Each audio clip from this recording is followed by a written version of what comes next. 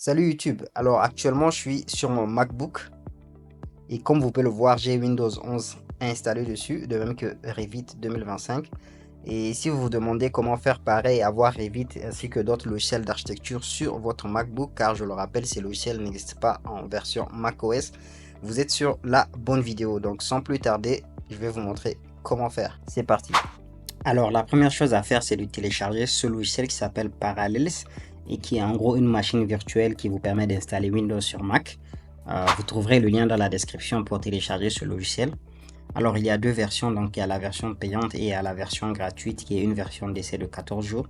Donc pour la démonstration de cette vidéo, on va la faire avec la version gratuite. Donc on clique sur essayer gratuitement. Il vous sera demandé de mettre votre email. Donc je vais le faire. Ensuite j'ai juste à cocher j'accepte.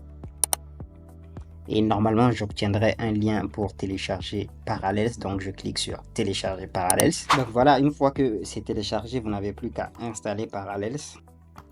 Donc vous donnez toutes les autorisations bien sûr, accepter, accepter, activer. Maintenant Parallels va faire un certain nombre de téléchargements. Voilà, une fois que c'est téléchargé, il faut continuer, donc suivant. Donner toutes les autorisations bien sûr. Puis terminer.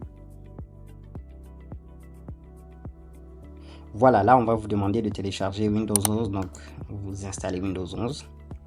Ça va prendre du temps, le temps de télécharger. Voilà, donc une fois le téléchargement terminé, Windows va être installé automatiquement par Parallels. Ok, donc voilà, une fois que tout est bon, je n'ai plus qu'à lancer la version de test. Donc je clique sur continuer à utiliser la version de test. Et là, il vous sera demandé de créer un compte sur Parallels. Il y a des options rapides, donc si vous avez déjà un compte Google, Facebook ou Apple que vous pouvez utiliser, donc moi je vais utiliser par exemple se connecter avec Google.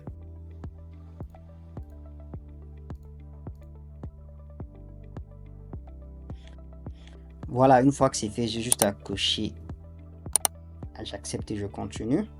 Donc il y a le contrat de licence qu'il faut accepter et voilà, Windows 11 installé avec succès. Donc là, comme vous pouvez le voir, en fait c'est ma version de Windows là qui est directement installée dans mon Mac. Maintenant du coup, une fois que Windows est installé, il ne reste plus qu'à installer Revit, mais pour le faire je dois d'abord le télécharger. La dernière étape c'est donc de télécharger Revit. Vous allez sur le site d'Autodesk. Dans tous les cas, tous les liens sont dans la description et normalement vous devez vous connecter. Donc si vous n'avez pas de compte, vous créez un compte. Ensuite vous venez, vous cliquez sur télécharger une version d'évaluation gratuite. Voilà, il y aura un questionnaire à remplir, donc vous le remplissez selon vos propres paramètres. Donc je vais mettre par exemple pour un usage professionnel, hop. Donc là voilà, il vous sera demandé de mettre vos informations, donc je vais les mettre. Voilà, une fois que vous avez rempli le formulaire, donc il vous sera demandé quelle version vous voulez. Donc voilà, vous prenez la dernière version, la 2025 au moment où j'enregistre cette vidéo. Il y a la version oui, Windows 64. Ensuite, la langue français pour moi, tout est bon. Donc je clique sur télécharger.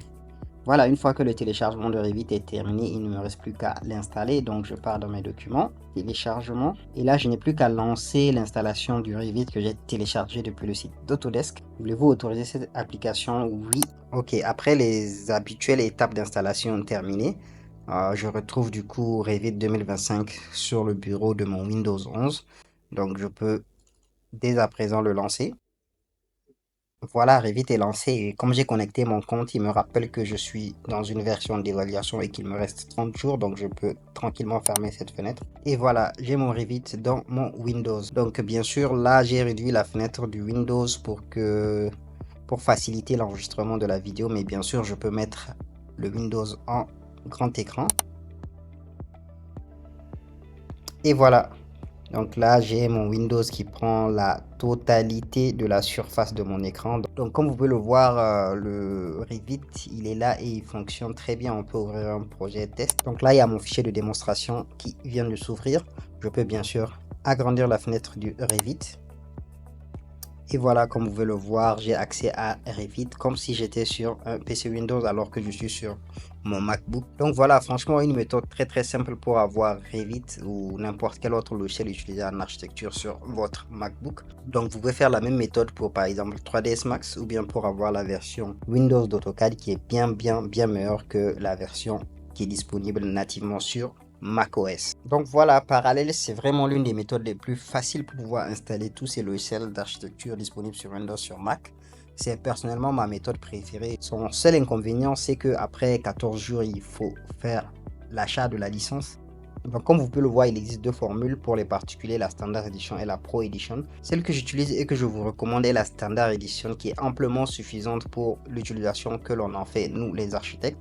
Donc elle est à 100 € par an. 100 € par an, donc si on fait le calcul, ça fait moins de 10 € par mois, ce qui je trouve est franchement correct pour la facilité et la flexibilité que ça donne au quotidien. Donc voilà, si vous voulez installer des logiciels comme Revit sur Mac, c'est la solution que je vous recommande. Donc ainsi prend fin cette vidéo, j'espère qu'elle vous a été utile. Si vous avez des questions, donc n'hésitez pas à me les poser en commentaire. Donc sur ce, je vous dis à très bientôt. Ciao, ciao.